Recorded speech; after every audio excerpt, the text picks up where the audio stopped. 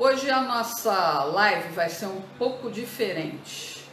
Para quem não sabe, eu sou jornalista há mais de 30 anos e uma das minhas especialidades é Media Training. Eu sou autora desse livro aqui, Quem Tem Medo da Imprensa. Ele é o primeiro livro publicado no Brasil sobre o tema. Foi publicado a primeira vez em 1998. E por que eu escrevi um livro sobre isso? Porque eu fui convidada por um jornalista muito experiente, com mais de 50 anos de carreira, chamado Nelson Lemos, a quem eu trato carinhosamente como meu Big Boss. E ele me deu a oportunidade de participar dos treinamentos que ele fazia no começo para algumas grandes empresas. E a primeira para a qual eu trabalhei, o áudio tá legal, né, pessoal? E a primeira para a qual eu trabalhei foi a ESSO, no centro de treinamento deles lá em Teresópolis, uma terra, aliás, que eu amo. Tenho muitos amigos lá.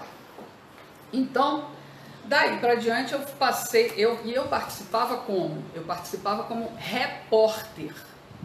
E era treinamento basicamente de crise. E eu falei para vocês na semana passada sobre o caso Exxon Valdez. A ESSO, a partir daquele problema, resolveu treinar os seus executivos no mundo inteiro e sempre fazia cases com relação a crises, ou um vazamento de óleo numa refinaria, ou uma explosão, que se criava um factoide interno para as turmas que iam treinar, e eu era uma das repórteres sempre convocada para poder provocar, para poder fazer as entrevistas com os então responsáveis e ver como eles se desempenhavam. O Nelson dava depois as explicações de como é que deveria ser, mostrava vários exemplos. Eu, no final, também fazia uma entrevista de estúdio com cada um deles. Depois, eu sempre também fazia a minha avaliação como jornalista, como é que a pessoa se desempenhou. Então, daí para diante, eu passei a fazer parte de vários grupos que o Nelson treinava, fui ganhando experiência, eu já tinha um bom tempo de repórter, né, porque eu me formei em 1984 e em 98, vocês imaginam, eu já tinha um bom tempinho de carreira. Então, fui me interessando pelo assunto, fui pesquisando, estava sempre também olhando alguns exemplos. Quando eu olhava reportagens, eu via como os entrevistados... O Nelson foi uma faculdade para mim, um curso extra, a quem eu sou muito grata sempre. Então, resolvi escrever, porque na verdade eu estava fazendo uma apostila. Eu dava aula em faculdades, e uma vez me chamaram para dar aula de comunicação empresarial. Aí eu falei, gente, vou focar nessa área. E fui pesquisando e tal, e resultou nesse texto, nesse livro aqui. Tem 130 páginas, mais ou menos. Essa segunda edição, a primeira vez que ele saiu pela editora Campos, né? E depois ele saiu com uma nova edição pela editora Ciência Moderna. Esse aqui é a nova edição. E aí, por que eu estou falando isso para vocês? Porque a gente vai aqui analisar as entrevistas que o Flávio Bolsonaro deu ontem. E eu vou fazer isso de uma forma muito rápida, porque eu não quero nem encher a paciência de vocês, mas eu acho importante que vocês conheçam um pouco como funciona a imprensa, a cabeça de um repórter, e como o entrevistado pode se dar bem ou mal na entrevista. Ontem, nessa entrevista, eu até brinquei depois com a outra que eu vou mostrar aqui para vocês. Olha, eu assisti primeiro essa e logo depois eu assisti essa daí. Eu fiz uma piada, porque vocês sabem que eu gosto de rir, eu gosto de brincar. Eu falei, gente, a do Boris Casoy eu prestei mais atenção na barriga dele do que propriamente na entrevista. Mas eu prestei atenção, claro, nas duas entrevistas, e vou começar pela do Lúcio Sturm. O Lúcio é um repórter experiente, foi para lá já sabendo que havia uma crise. O Flávio tentou negociar com a imprensa amiga, provavelmente, porque ele não quis, provavelmente, dar uma entrevista exclusiva para a Rede Globo. Existe uma sanha, né, vamos dizer assim, da Rede Globo em tentar pegar furos, fraudes na vida do Bolsonaro. Sempre foi assim, eles nunca gostaram, a gente sabe disso, eles não escondem, dissimulam, mas não escondem que tem uma antipatia pelo presidente e também pelos filhos do presidente, e também por toda a carga histórica que vem com o presidente Jair Bolsonaro. Então, o Flávio combinou de dar entrevista para a TV Record e também para o Boris Casoy da Rede TV. E por que ele resolveu dar essa entrevista ontem? Porque ele viu que as ações decorrentes da semana passada tocaram fogo no celeiro, né? Vocês sabem que hoje algumas pessoas me irritaram um pouco na internet porque disseram que eu crucifiquei o Flávio Bolsonaro. Eu critiquei, eu não crucifiquei, eu não chamei ele de ladrão, eu não chamei ele de bandido, eu disse apenas que ele foi lento em reagir.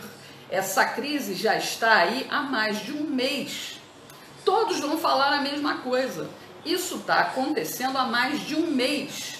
E a Media Training, que foi criada exatamente para as pessoas terem uma boa comunicação com a imprensa, aproveitarem o espaço que a mídia dá, é exatamente para isso, para na hora da crise a pessoa saber como agir. Ele demorou quando a crise estourou para responder, eles demoraram, e não foi a primeira vez, né? Eles sempre demoram, isso é uma característica do Bolsonaro, do Flávio, do Eduardo, do Carlos, eles sempre demoram para responder. Às vezes o próprio Carlos responde muito rapidamente e aí acaba falando uma coisa que pode ser desagradável ou não. E aí a repercussão fica bem maior, porque você tem que saber como lidar.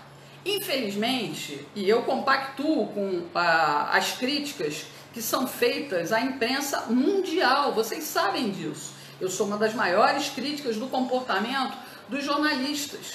Eu sou jornalista, gente. Eu era para ser corporativista, mas não sou. Ah, você é frustrada? Não, é uma questão de você analisar. Eu sempre primei por ser uma pessoa coerente. Então, quando eu tinha a oportunidade de fazer uma entrevista com alguém, é claro que eu queria tirar boas respostas. E todo repórter, em princípio, quer tirar boas respostas do entrevistado. Mas no caso aqui, que nós vamos analisar rapidamente, o Flávio ontem realmente se saiu bem na entrevista. Por quê? Porque ele estava sendo evasivo, ele estava escorregando, ele estava evitando falar. E aí ele diz aqui que os advogados dele aconselharam que ele não desse entrevistas. Erraram. E ele, como advogado, ele mesmo devia saber que ele é um homem público, como um artista, como um jogador de futebol, como um jogador de vôlei, como um político que ele deve satisfação pública. Ele deve. Por quê? Porque o dinheiro que ele recebe vem de um serviço público. Ele foi eleito para representar o povo do Rio de Janeiro, tanto nos 7 mandatos que ele teve como deputado estadual, como agora como senador eleito, que vai lá para Brasília. Então, imediatamente, qualquer figura pública, se não quiser perder dinheiro, se não quiser perder prestígio, o que deve fazer? Deve atuar e imediatamente botar a cara à tapa. Sim, à tapa, porque a imprensa vai bater, mas a imprensa vai ser justa se você for franco, se você for sincero, se você falar o que as pessoas precisam e devem ouvir. Não foi à toa que eu escrevi esse livro e que esse livro é usado até hoje, gente. E que esse livro vende e que esse livro me ajuda a me sustentar, porque eu faço Media Training. Semana passada mesmo estava fazendo para um profissional aqui de Fortaleza. Então, eu acho que devo saber do que eu estou falando, né? Mas vamos ver aqui como é que o repórter se comporta rapidinho e como o Flávio reage. Da noite desse domingo. É a primeira vez que ele vai falar desde que foi divulgado o relatório do COAF. O repórter errou, não é a primeira vez. Ele falou antes, mas ele tergiversou, ele escapou, ele escamoteou, ele tentou não falar. o repórter ali, mas isso aí ninguém liga. O mais importante é que o Flávio, dessa vez, deu a entrevista, mostrou, pelo menos para o repórter, tanto que hoje todo mundo foi vasculhar onde é que era esse tal imóvel, né? Provavelmente o repórter teve acesso ali à escritura que o Flávio mostrou e viu que era na Rua das Laranjeiras, em Laranjeiras, um bairro da Zona Sul do Rio de Janeiro. E aí ele vai fazer as perguntas que tem que fazer e o Flávio responde de forma muito convicta, coisa que ele não fez logo que a crise estourou. Ele falou 3 dias depois e vem empurrando isso com a barriga, e vem empurrando isso e a crise só vem aumentando. Vamos lá, espero que o som da TV esteja bom aí para vocês ouvirem. O Conselho de Controle de Atividades Financeiras. No documento aparecem movimentações bancárias consideradas suspeitas na conta do senhor. Senador, uma dessas movimentações é o pagamento de um título de R$1.016.000, um título da Caixa Econômica Federal. Que título é esse e quem é o beneficiário? Bom, em primeiro lugar, eu quero agradecer Lúcio e a Record pela oportunidade de vir aqui trazer a verdade. Infelizmente, eu gostaria muito de estar fazendo isso, trazer os esclarecimentos ao Ministério Público, às autoridades competentes, mas não foi nem me dada a oportunidade de fazer isso.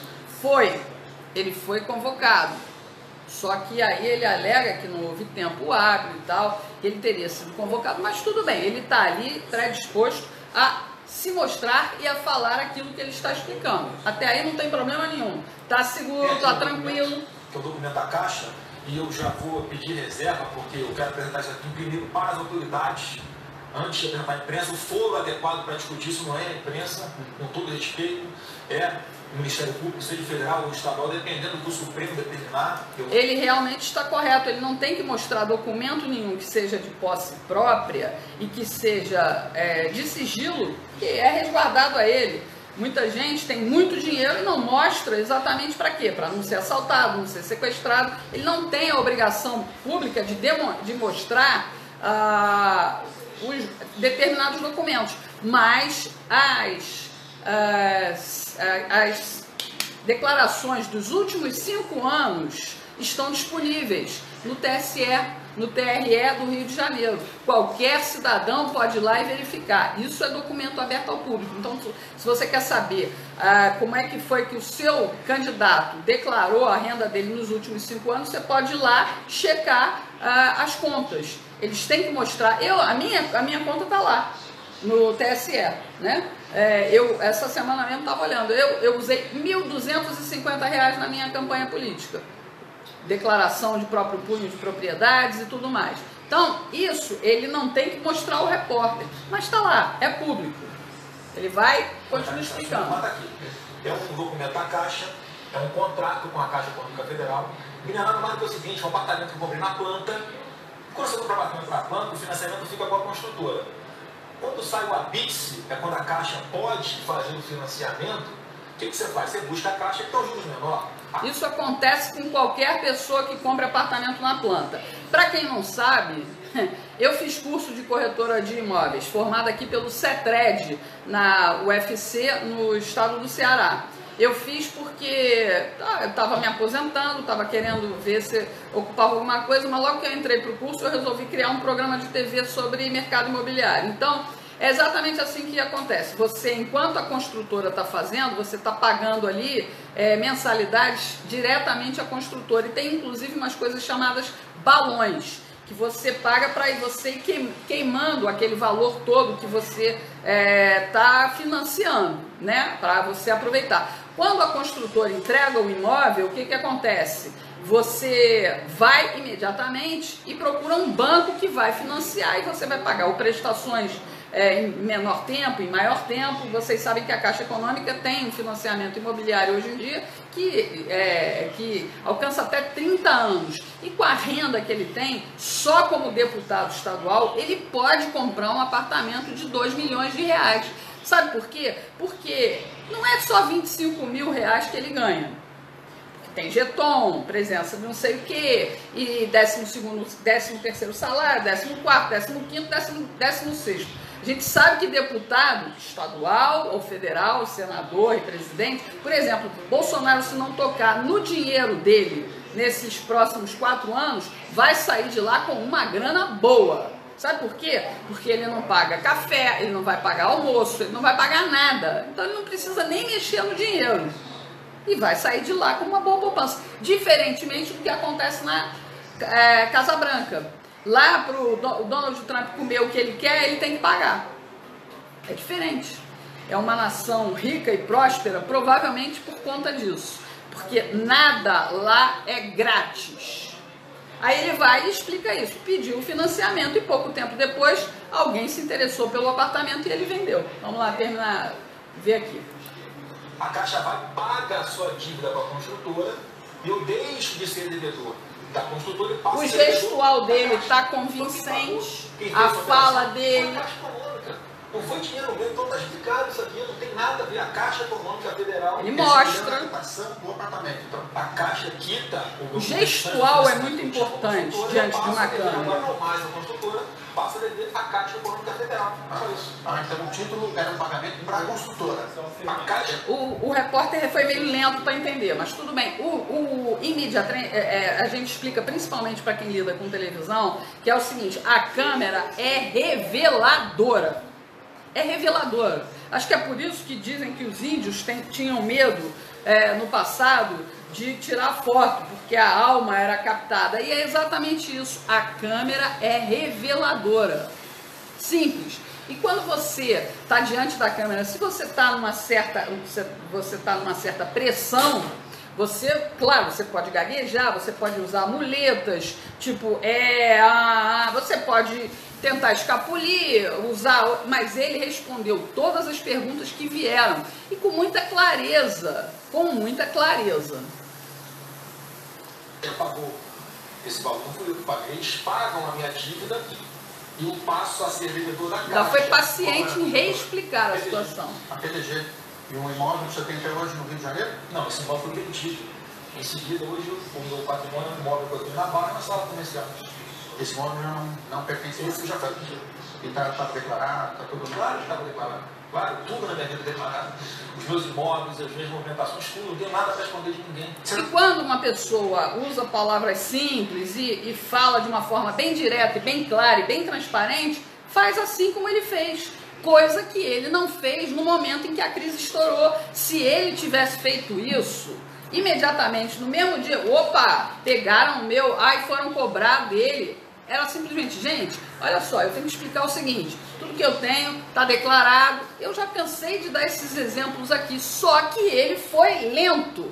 E aí a crise se avolumou. E semana passada, quando ele teria entrado no Supremo para poder parar a investigação sobre ele, né, e ele repete isso e tal, ele simplesmente foi dar entrevista para a menina da Record. Acho que foi na sexta-feira. E foi um fiasco, de novo, porque a repórter era muito fraca, né? E parecia ali encontro de comadres. Aqui não, o repórter vai perguntar várias vezes para ele a mesma coisa. E ele fala normalmente a mesma coisa. É normal, é a burocracia do financiamento, né? Então, assim, não tem nada demais nessa questão aí, por exemplo. Esse apartamento depois foi vendido já, depois o senhor terminou o financiamento da Caixa. Não, foi vendido em seguida esse apartamento. Então, se procurar lá na conta, tem houve um atraso na entrega. E vocês veem que isso é uma técnica também do repórter. Ele insiste na mesma pergunta. Ele faz perguntas de modos diferentes. Uma outra técnica que é usada pelo jornalista é: vou adquirir a confiança desse sujeito, do entrevistado. É o que o Boris Casoy faz. Já eu vou mostrar o que é. Vamos adiantar aqui um pouquinho. E além disso, está aqui a origem. Mais uma coisa que eu vou mostrar, mas que eu peço reserva, porque eu vou apresentar no momento oportuno para as autoridades, que a escritura... Não desviou o olhar do entrevistador. Isso é um sinal de segurança. Eu vendi 2.400.000. A gente sabe quando o entrevistado está mentindo para a gente, pessoal. Coincidência ao mesmo apartamento, que eu vendi logo em seguida. Então, não tenho nada para esconder de ninguém. Esse apartamento aqui foi pago direitinho, bonitinho. Então, esse dinheiro, e só para complementar, vou chegar lá. Estou mostrando para vocês qual é a origem. Tem origem, não é origem ilícita, não tem origem em terceiros. Agora, por que aparece dessa forma? Porque esse dinheiro, que é o dinheiro meu, era depositado na minha própria conta. E como tem que ser de 2 em 2 mil reais, porque o limite para você fazer o depósito no caixa eletrônico, naquele papelzinho, são R$2.000, foi feito dessa forma. Isso é coisa de burro. Enfim, mas é uma escolha dele. Ele faz o depósito na conta dele em dinheiro do jeito que ele quiser. Ele recebeu, hoje já foi confirmado, o cara que comprou o apartamento dele é um atleta, tinha dinheiro, pagou a ele parte em cheque e pagou parte em dinheiro. Deve ter sido um acordo entre eles e quando ele ia receber esse dinheiro, ele pegava e lá dentro, provavelmente o cara ia na Assembleia Legislativa e entregava: Flávio, aqui uma parte aqui do dinheiro que eu estou te devendo. Dava o recibo, provavelmente ele botava lá nos saquinhos e ia lá. É um trabalho de português, eu não quero ofender os portugueses, mas é um trabalho de burro? É um trabalho de burro, gente. Eu fui caixa de banco quando eu fazia faculdade. É simplesmente você chegar, chamar o gerente vai mandar pegar o dinheiro lá, mas aí é uma questão de confiança. Hoje em dia você confiar no gerente, até nisso, tá difícil. É a forma que ele encontrou de fazer os depósitos, não sair do prédio em que ele trabalha, enfim. Agora, o repórter vai perguntar também sobre o Fabrício. O fundo da Assembleia vai ali para fazer as suas operações de depósito, de conta, pagar, não sei o quê, saque no caixa. É embaixo do plenário essa agência, não tem mistério. O ex-assessor do senhor Fabrício Queiroz, trabalhou com o senhor na Assembleia Legislativa do Rio de Janeiro, ele movimentou na conta dele, num período de 3 anos, R$7 milhões. Ele mora numa casa simples, ele recebeu um salário, segundo se divulga aí, R$23 mil. O senhor acha que é compatível essa movimentação com a vida que ele levava, com o salário que ele recebia? Olha, o que o ex-assessor faz ou deixa de fazer é a responsabilidade dele.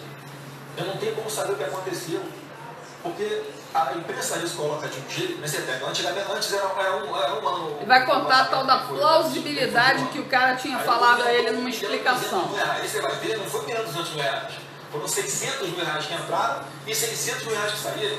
E quando ele me diz, ô Lúcio, lá no começo, que eu fui questionar que dinheiro é esse, eu até falei, ele me deu uma explicação plausível. O que ele me falou? Ele falou que grande parte desse dinheiro era dinheiro dele, que ele como policial recebia, na Assembleia recebia, e a família depositava na conta dele. Só isso aí já dá 80% da movimentação desses R$600 mil. E os outros, eu falei assim, o chefe, isso aqui, eu explico facilmente, não tem nada de legal, pode ficar tranquilo. Eu fui para a imprensa e falei, ele deu uma explicação plausível. Pois é, ele falou isso, né?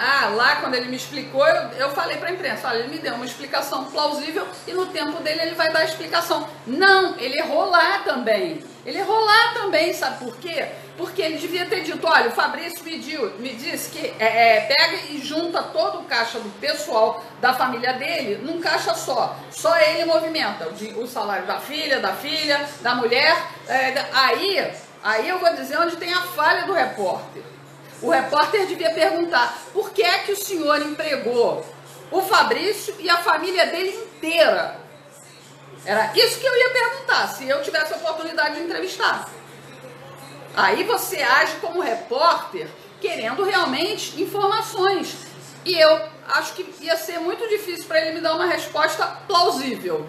Não estou acusando ele, mas essa história, é o que eu falo para vocês aqui sempre, essa história de você ficar entregando cabo eleitoral que te ajuda e que na verdade tem desvio de função, porque o cara não era um assessor parlamentar. Ele mesmo falou logo no começo que o tal do Fabrício trabalhava para ele como motorista e segurança da mulher dele, às vezes, das filhas. Isso está errado. Isso está errado. Eu não vou aplaudir essa atitude dele, de ter colocado o Fabrício, de ter permitido que o Fabrício colocasse a filha, a mulher, a ex-mulher, o marido da ex-mulher. Não dá.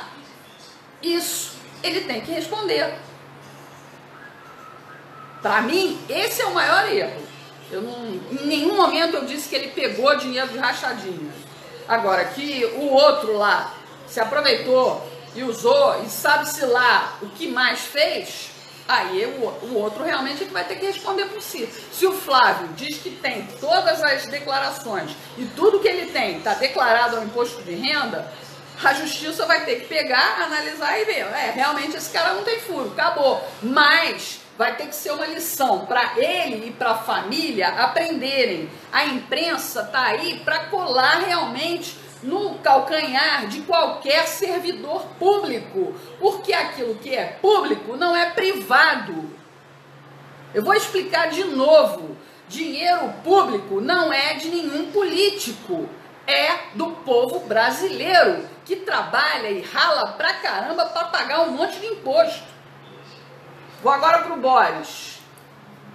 O Boris Casoy, ele começa com aquela coisa que eu falei para vocês, é uma espécie de artimanha que o entrevistador, o jornalista usa para deixar o entrevistado à vontade. Ele amacia, né? Ele vai perguntar, o senhor se acha injustiçado, perseguido? Aí o cara vem e já relaxa, pô, esse cara tá a meu favor, para depois fazer perguntas bem mais contundentes até do que fez o Lúcio Sturm. Eu gostei mais, apesar da barriga do Boris Casoy, vocês vão ver que ele foi muito mais contundente nas perguntas.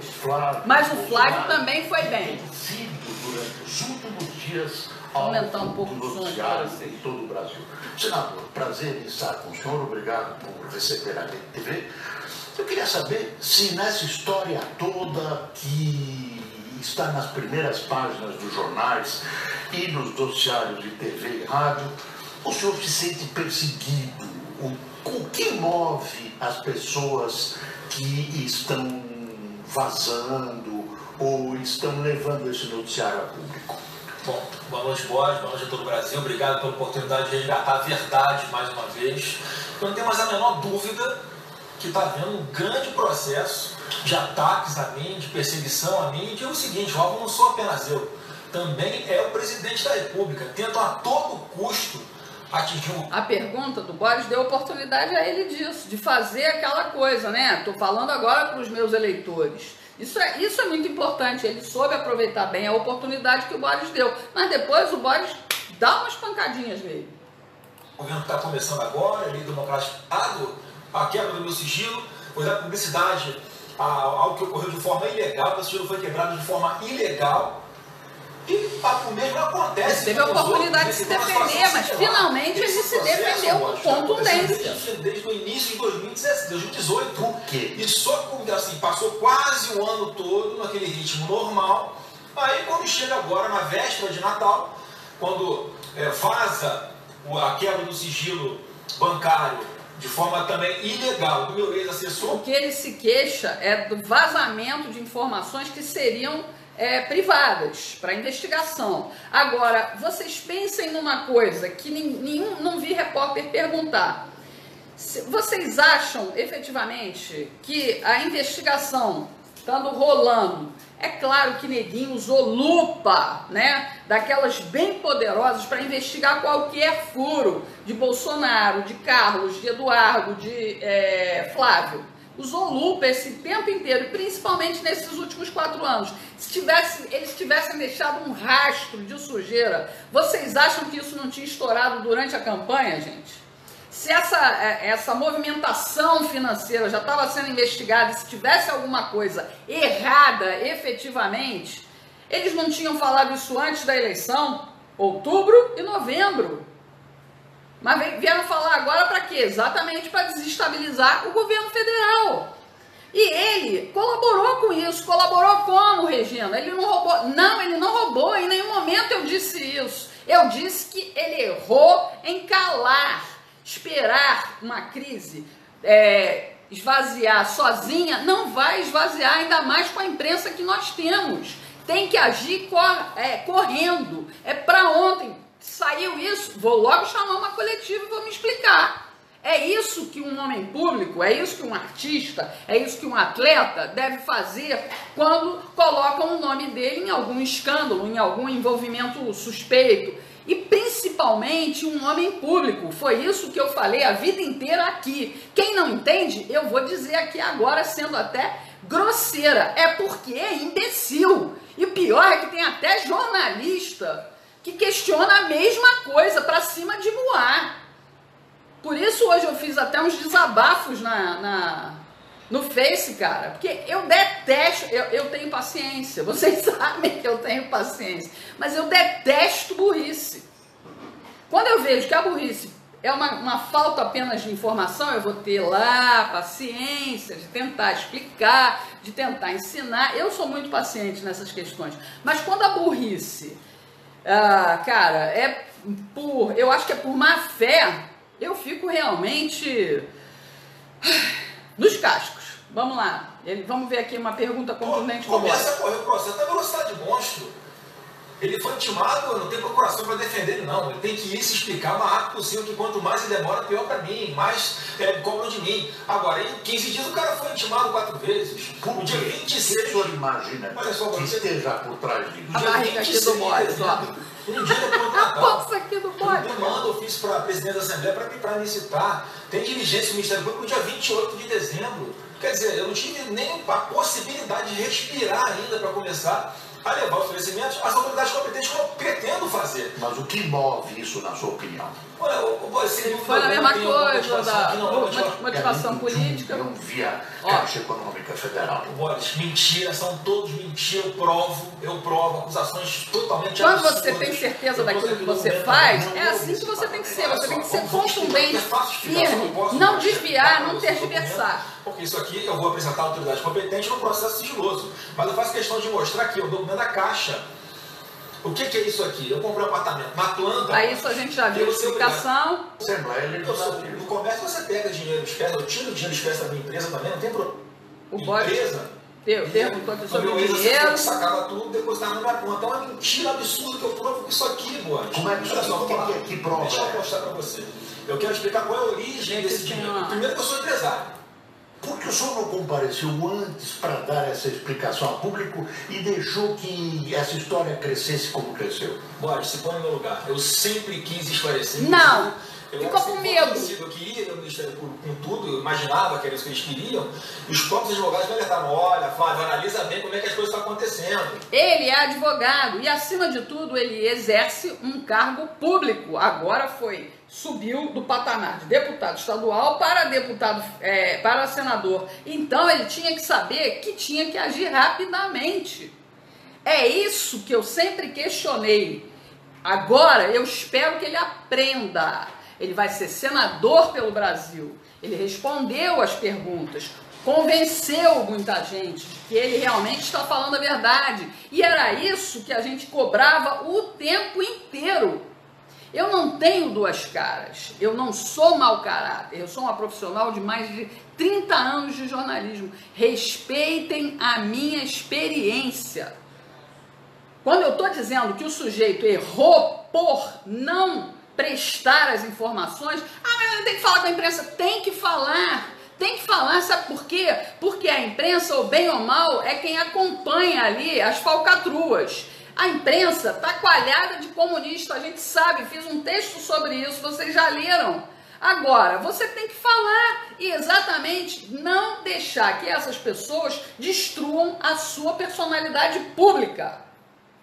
É isso que tem que ser feito. O que eu dou graças a Deus, vocês sabem que eu celebrei o Bolsonaro ter colocado um general que trabalha na área de comunicação e sabe como as coisas são, e provavelmente não vai deixar qualquer tipo de ruído na comunicação do Planalto por parte do Bolsonaro com algum ministro vir a público e o cara lá não saber se posicionar. Tem outro coronel também que vai ser assessor de comunicação, uma coisa assim. É ótimo, porque o Exército sempre, as Forças Armadas como um todo, Marinha, Exército e Aeronáutica, sempre se preocuparam com essa área de comunicação, né? E o estrago na imagem das Forças Armadas só não foi maior exatamente porque o Exército, a Marinha e a Aeronáutica sempre se preocuparam em formar especialistas nessa área.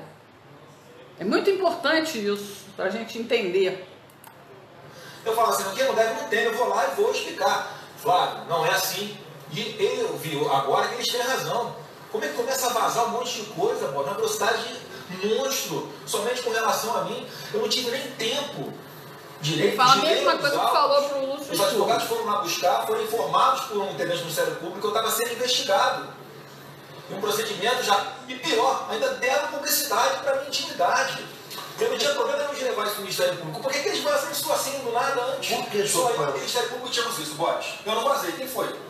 Entendeu? Por que o senhor foi ao Supremo? por uma questão muito simples.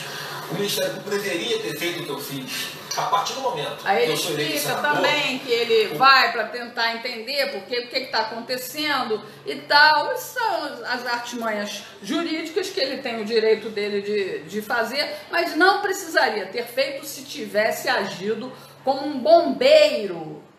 Foi isso que eu sempre falei aqui. Eu detesto ficar vindo aqui para falar as mesmas coisas, mas hoje eu precisava mostrar para vocês como é que age um jornalista, como é que deve agir um entrevistado. Nesse caso aqui, se vocês olharem as entrevistas de um mês atrás do Flávio, as raras que ele deu, entendeu? Vocês vão ver a diferença. Vocês vão perceber que agora ele está sendo convincente. O discurso dele está coerente com o gestual dele, com a expressão facial dele, com o tom de voz dele. Isso tudo exprime um determinado comportamento da pessoa. Se ela está nervosa demais, se ela está irritada, se ela está com medo, em nenhum momento ele agiu dessa forma. Todo o tempo ele olhou para o entrevistador, todo o tempo ele olhou para a câmera, dividindo a atenção dele, porque é assim que deve ser. Ah, mas às vezes ele recebeu treinamento para saber fazer. Gente, eu faço isso desde 96. Desde 96. Tem gente que você treina e a pessoa não melhora. A Graça Foster esteve numa turma que eu treinei lá pela Petrobras no curso do Nelson Lemos. O Cerveró, um monte, e você sabe quando os caras estão mentindo. Treinaram, passaram pelos mesmos treinamentos que eu dou a qualquer empresa e qualquer empresário, qualquer político. Eu já faço isso desde a década de 90. Eu sou velha. A gente sabe como a pessoa está falando e está se comportando com verdade. Nesse caso, eu fiquei muito satisfeita e ontem imediatamente postei lá. Finalmente, ele deu uma entrevista que preste. E deu 2 entrevistas, no caso, né? Que foi essa. O que é que diz vamos terminar o entendimento do próprio Supremo Tribunal Federal sobre essa questão de foro? Que a única ele tenta se órgão justificar competente para avaliar qual é a competência é o STF. Então, de ofício, o Ministério Público deveria ter consultado o STF para falar qual foi. São questões legais, que ele alega, ele é advogado, tem... Mas eu fui consultar o Supremo para eu saber aonde é que eu deveria ir prestar os esclarecimentos. Se é no Rio de Janeiro, ou se é em Brasília, se é no Ministério Público Estadual, ou se é no MP Federal. É claro que é no Rio de Janeiro. As provas, anular as provas. Porque é, obviamente, uma Pelo atrocidade. menos o Bodes perguntou por que o senhor pediu para anular. Ele está justificando ali, nessa consulta ao Supremo, de que tudo foi feito de forma ilegal. E aí, logo depois ele vem, mas se eles fizerem tudo de forma legal, o meu sigilo pode ser quebrado. E isso é que demonstra tranquilidade. Que eles fizeram comigo. Como é que você quebra o sigilo de alguém sem autorização do judiciário? Isso dá margem para perseguição pessoal. Sim, mas se não havia problema com as provas... Só uma coisa, não havia problema com as provas. Agora, o que adianta levar as provas lá se o intuito não é a verdade? Se eles estão o tempo todo insistindo, o Flávio não é investigado, o Flávio é investigado, daqui a pouco eu descubro que ele é investigado. Peraí, quem quer a verdade está mentindo? Mas não foi investigado ocultamente por vários meses. Nesse caso, a exibição das provas contaria a seu favor. Mas será que eles iam... Esse era o meu intuito genuíno. No começo eu vou lá, vou apresentar tudo, vai acabar, vai separar. O que é meu para cá, o que é dos outros para lá. Estou tranquilo. Agora, a realidade... Nesse aspecto, é errado. Ou seja, vai lá e diz, aqui ó, tá tudo aqui para vocês, pode vasculhar à vontade, olhar com lupa. É o que eu falei, se os caras já estavam investigando antes, se tivessem encontrado alguma coisa, gente, Bolsonaro não teria sido eleito, nem ele teria sido eleito senador. Porque isso já é uma investigação que vem de longe, né? É uma burrice, mas está certo, pois é. Agora, isso já vem de longe, seria vazado para a imprensa estaria fazendo esse escarcéu todo e o povo ia pensar assim, mais do mesmo, né? E aí ia ficar pior se eles não respondessem rapidamente. Se tivesse realmente sujeira nessa parada, eles certamente teriam sido prejudicados com isso. Eu queria mostrar para vocês só isso, né? Mostrar como é que... Tudo isso que está acontecendo, né? O que os noticiários estão mostrando, que eu estava assim sendo identificado. Antecedentes. Olha só, mas é o tempo todo. Como é que você está claro para o Brasil que eu tive a minha vida devastada de forma ilegal? Como é que eu posso ter confiança nisso? Eu fui que o meu dinheiro bancário foi quebrado. É uma questão Travou aí? legalidade, Será que travou? Mas tem uma questão de moralidade. Quer dizer, o problema é o seguinte, os fatos existiram. O que importa para a população é isso. Os fatos existiram ou não, e o senhor está dizendo que ambos os fatos citados não existiram. Eu quero provar tudo agora. Eu quero provar, onde é que eu vou provar? É no IP do Rio ou no IP Federal?